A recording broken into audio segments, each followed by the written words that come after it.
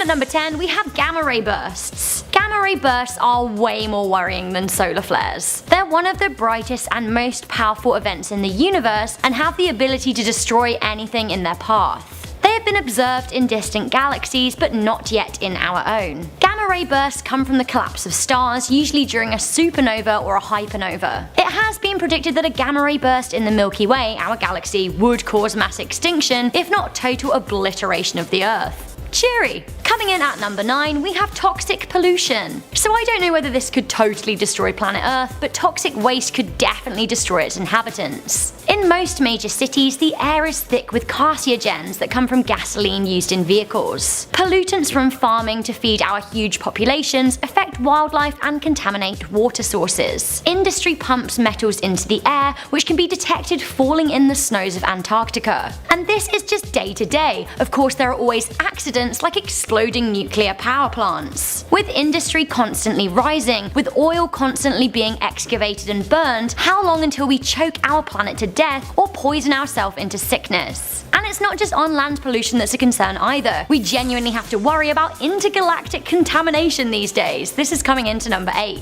NASA employs full-time galaxy defenders, and keeping the Earth safe from cosmic contamination is one of their duties. In our modern age of space travel and adventure, more than ever, equipment and astronauts are setting foot in new realms. We have no idea how particles or matter from these realms would affect Earth if they were introduced. In the past, traveling from one country to another has had huge effects. For example, almost the entire wine production of Europe was halted at one point when phylloxera was introduced from North America by accident. We don't want to accidentally bring something home that disrupts the order of things, possibly to a catastrophic effect. Coming into number 7, we have the collapse of ecosystems. So when you were little, did you ever ask your parents or teachers why we couldn't just kill all the wasps or the spiders? It seemed perfectly reasonable because they're pests and you couldn't see a reason for them in life. Then of course the older and wiser person would say, well, you know, who would trap and eat the flies, and what would the birds or frogs eat? Without spiders, we would be overrun by flies and birds and frogs would suffer. Everything at the moment is linked in an ecosystem, and our existence depends on a fine balance of other existences. Despite knowing that,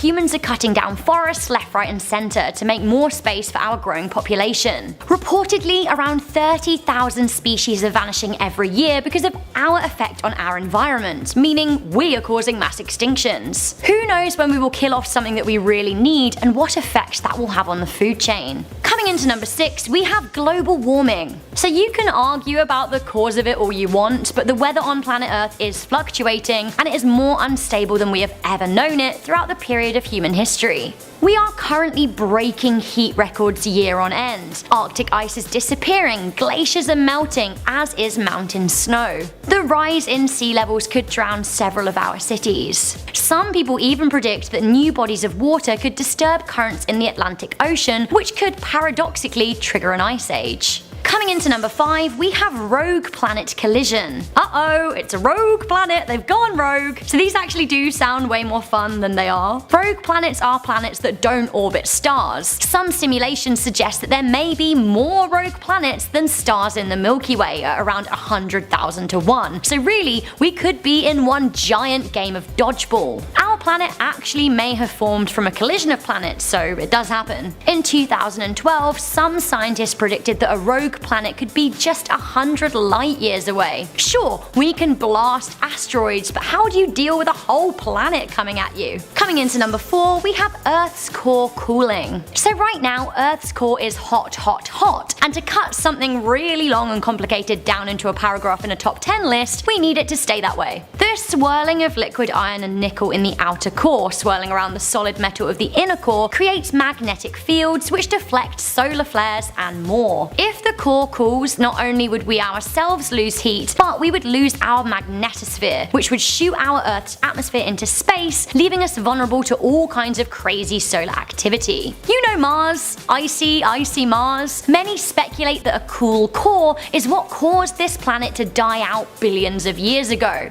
There's really not much going on there now. No immediate worries though, our core isn't set to cool for tens of billions of years. One more immediate worry though is that humans are currently trying to dig a hole to the mantle of the Earth which protects the core. While I'm sure we really couldn't prod hard enough, some are not sure that poking the mantle is a good idea. I guess we'll see. Coming into number 3, I don't think this is very probable, but we have robots.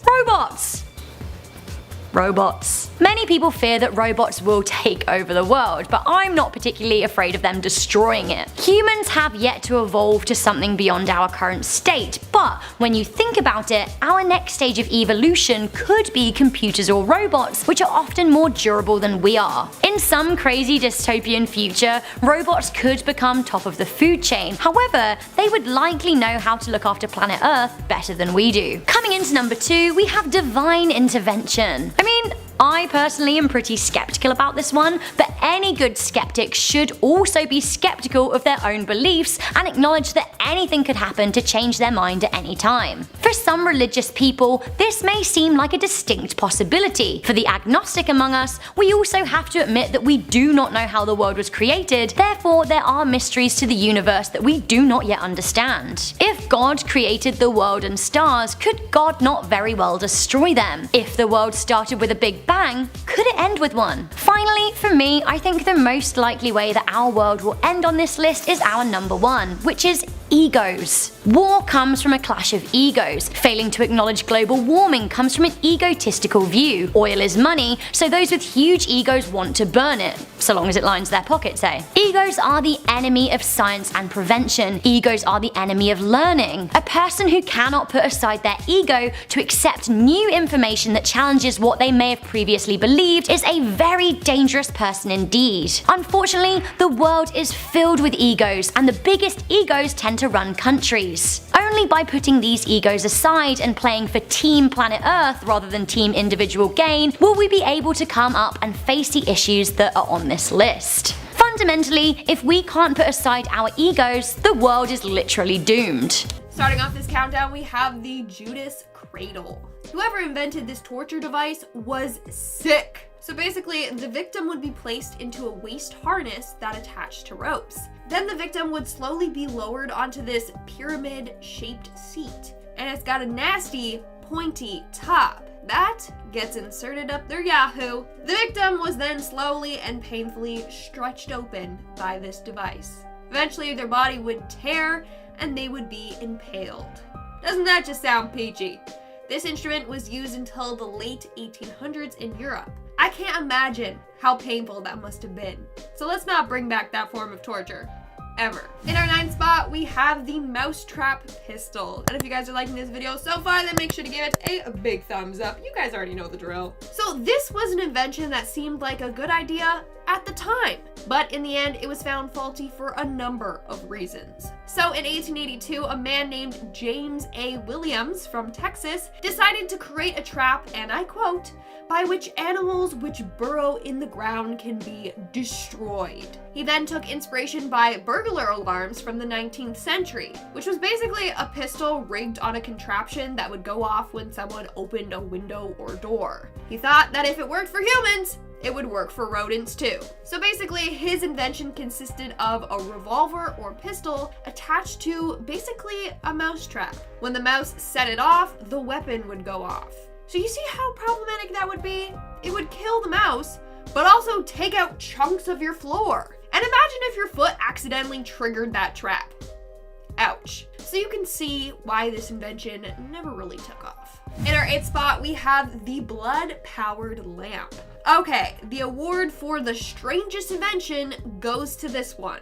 The blood-powered lamp is exactly what it sounds like. It's a lamp that was powered by your blood. It was also called the Dracula bulb. It was created by a man named Mike Thompson from the Netherlands, and he designed and created it not too long ago, just in 2007. You know, a time where we have electricity. So I don't know why he thought this was a good invention, but it is kind of cool, so I'll give him that. Anyways, basically, the lamp contains luminol, which is what forensic scientists use to see if there's any blood at crime scenes. Luminol reacts with the iron in blood, and as a result, it creates this bright blue glow. So this guy thought it would be a good idea to make a lamp out of luminol. Only thing is that you need to cut yourself every time that you want to use it. Basically, to use the lamp, first you mix an activating powder, then you break the ball. You cut yourself, and then you add your blood in it. As a result, the lamp will start to glow. Like I said, it's kind of cool, but also kind of really unnecessary. Coming in at number 7, we have the Pear of Anguish. This was another disgusting medieval torture device. So the Pear of Anguish, sometimes called the choke pear, was this pear-shaped metal device that you never want to be subjected to. So basically, this device was inserted into a victim's downstairs area or their mouth. Then they could turn the screw attached to this device and the pear pieces would bloom, basically expanding, and it would stretch your openings. It was often used to get information or a confession out of someone. Basically, the device will get so uncomfortable that you'll either cave in or it'll rip your skin apart. What's sick is that they didn't want to use this device to kill someone. No, they wanted it to just stretch them apart slowly to cause immense pain that lasts for hours or even days. In our 6th spot, we have the Scold's Brittle. This terrifying looking mask thing is referred to as the Scold's Brittle. The first recorded use of this device was back in 1564 Scotland. Shortly after, England started using them as well. Basically, this mask was a form of public humiliation and torture. Basically, women were forced to wear this as a form of punishment for behaving immodest or rude, or if they were accused of infidelity or witchcraft. So this mask would be locked on over their head, so they couldn't remove it. Then there was a spike mouthpiece attached to it, so they weren't allowed to speak. They then had to walk around in public wearing it. It was meant to inflict pain on the person while simultaneously causing public humiliation. We are now at our 5th and halfway mark with the Iron Maiden. And I'm not talking about the band here. Chances are you have heard of this disturbing invention. Basically, it was a coffin-like device that was lined with spikes. The victim was then placed in the coffin, and then the executioner would close the door. The spikes were then shot directly into the victim's body. But here's the thing. They specifically positioned the spike so that the victim wouldn't die immediately. Instead, it would be a slow and painful death where they just slowly bled out. That is terrifying. Also, who is responsible for cleaning that device? Because that would suck. Coming in at number 4, we have the spike collar. So picture the Iron Maiden, and now picture it around your neck. That's basically what the spike collars were. A collar with spikes all on the inside. It was then placed on a victim and the spikes would dig into their necks. What's worse than the discomfort is the fact that they wouldn't be able to lay down or sleep. They also couldn't eat or drink, so they would just suffer with this thing on for days on end. For prisoners, after the collar was placed on their neck, it was then fastened with ropes to the 4 walls in the room. The prisoner would stand in the middle. If they moved even an inch in one direction, the spikes would impale them, so they would have to stand incredibly still. In our 3rd spot, we have the rack. Although this invention doesn't have a scary name, don't be deceived. It is very gruesome. This was a popular torture device from medieval Europe. Basically, the victim would have their ankles and wrists tied to this device so that they were spread open. Then 2 executioners would crank the gears and the machine would slowly pull their limbs in the opposite directions, stretching them farther and farther apart until eventually they were ripped right off.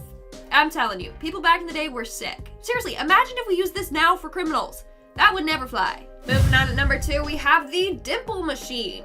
Everyone is born with unique features. Maybe you have a butt chin, or unique birthmarks, or dimples. Now, if you don't have dimples, don't worry. There's a device that will give you some. Back in 1936, a woman named Isabella Gilbert created a device that will give people dimples. You know, if you weren't born with them and you were jealous.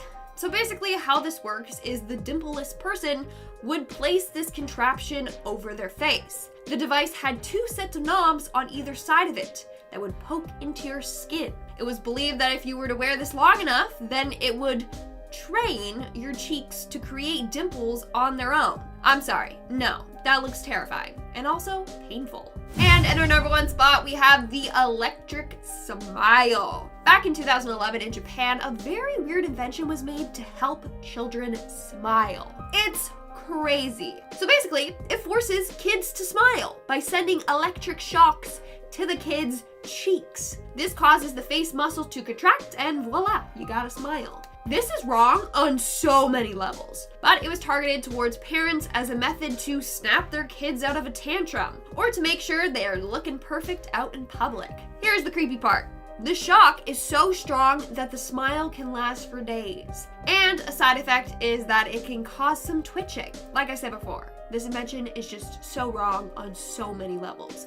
I can't believe it's a real thing. Number 10. In Doctor Who, Season 1, the Doctor takes Rose Tyler to see the destruction of the Earth in 5 billion years. However, researchers working with NASA think that the world will actually end in 1 billion years, so 4 billion years less.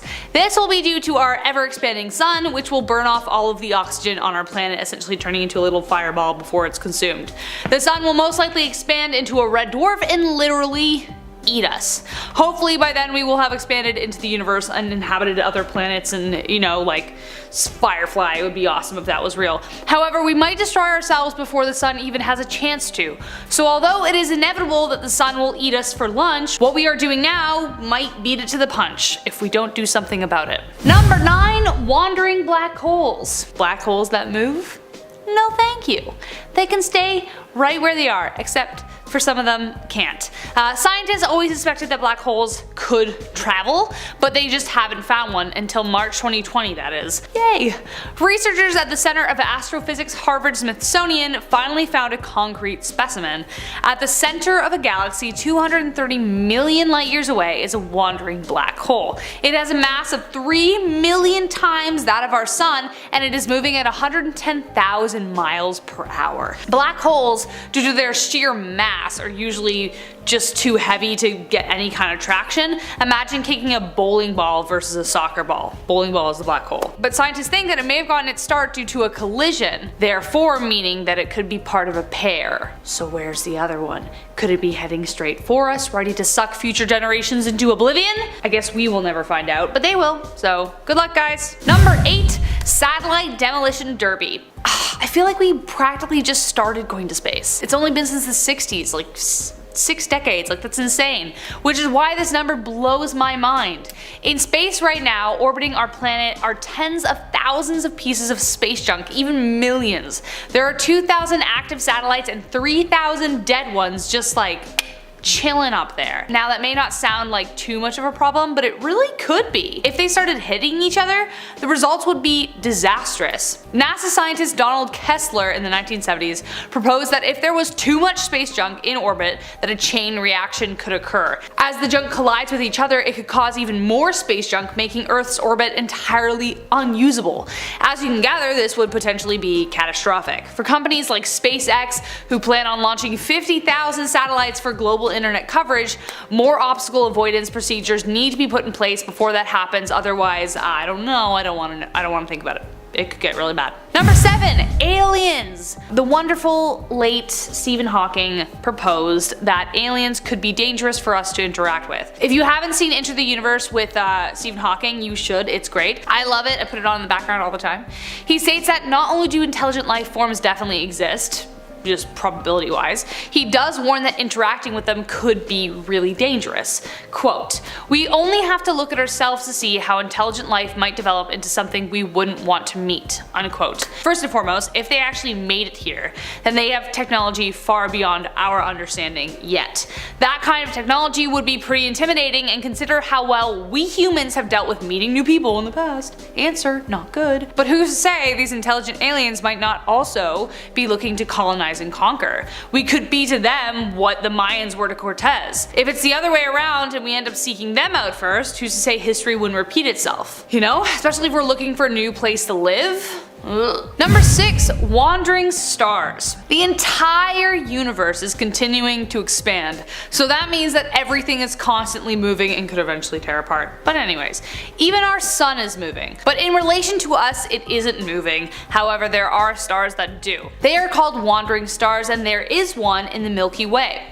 What makes this one so dangerous is that it could get so close to our sun that it disturbs the Oort cloud. This cloud at the edge of the solar system is composed of comets, which would come hurtling at us if something were to hit it. Therefore, not a pleasant thing to think about. As we will discuss later, asteroids will not be kind to Earth. Now imagine thousands all at once. Currently though, we are in a region of less dense interstellar gas. Additionally, the wind and solar magnetic field protect us from interacting with the stellar medium. We will probably move out of this in the next 20,000 to 50,000 years, meaning more dangers will come our way. So basically, our sun protects us until something messes with that. Hence, wandering stars are the worst. I won't be around to see that, hopefully not anyways, and you won't me either, but somebody will be, and I hope they don't get to see it either. Number 5, supernova. What is a supernova? Well, it's essentially when a star of immense size explodes. Is this potentially deadly? Absolutely.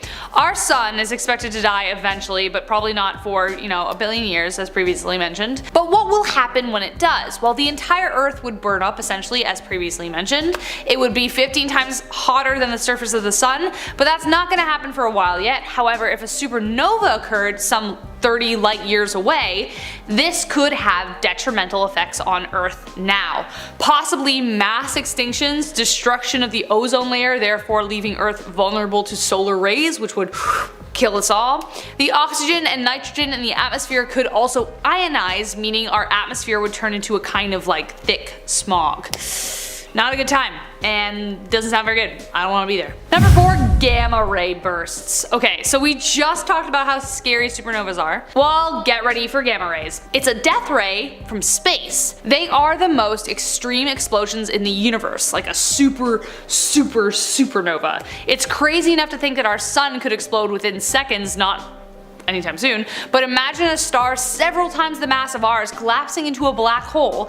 This could turn into a gamma ray burst. Essentially, twin beams blast out light so bright that we can see them from Earth, even if they are billions of light years away. So it's like a black hole's in the center and 2 lasers. If you think that's crazy, check out this fact. A gamma ray burst can release more energy than the sun will emit in its entire lifetime. What does that mean? It means death for any planet, asteroid, or spaceman in its way. It's literally like the universe made a lightsaber. Some scientists think that these gamma rays are one of the reasons for the mass extinctions on Earth. Let's hope that's not the case in future. Number 3, solar flares. Okay, so even if you're someone who condemns cell phones and says that the internet is killing our brains, yada yada yada, much of your life still depends on technology.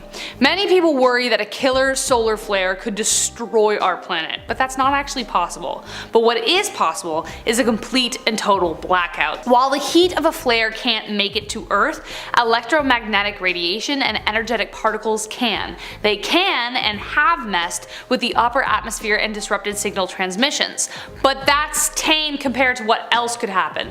Should a coronal mass ejection, a CME, hit Earth, it's game over for Insta. I will never see you again. Bye bye YouTube. They propel electromagnetic fluctuations that could fry ground level power grids, causing a total worldwide blackout. The largest geomagnetic storm caused by this ever recorded was in 1859. Telegraph networks around the globe failed, operators were shocked, and telegraph paper caught on fire. If we have a storm anything close to that, it could be catastrophic. Number 2, an asteroid. Of course. Ever seen Deep Impact or Armageddon? I have seen both, each only once because they terrified me so much.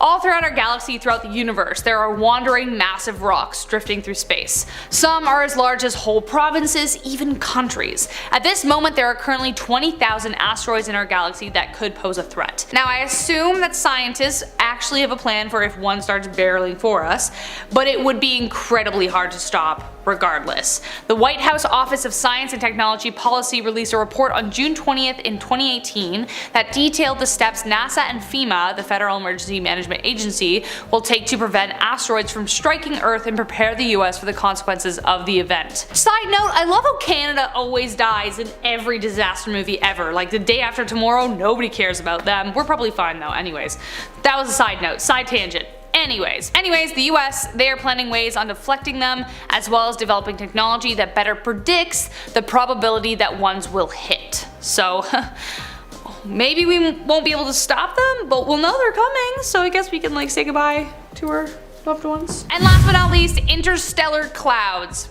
Imagine one day looking up into the sky and not seeing any stars. or very few at least. Then another night you look into your telescope and you can no longer see Jupiter. The next morning there's a murky darkness over the sky. You realize that no, this isn't a sci-fi nightmare or an episode of Doctor Who. There's no one to save us. What I'm talking about is an interstellar dust cloud that is capable of destroying the Earth. But don't worry, as terrifying as that intro was, we probably won't be alive to see it. Maybe no one will be, who knows. This event will probably happen in a few millennia, but eventually Earth will come in contact with a cloud 1,000 times denser than space. Imagine going from swimming in a pool to swimming in a pile of jello. Yeah. Dust and gas will penetrate our atmosphere and eat away the oxygen. Our planet will then be left vulnerable to solar wind that will come in and tear apart the molecules of life. Something I'm glad I will not be there to see.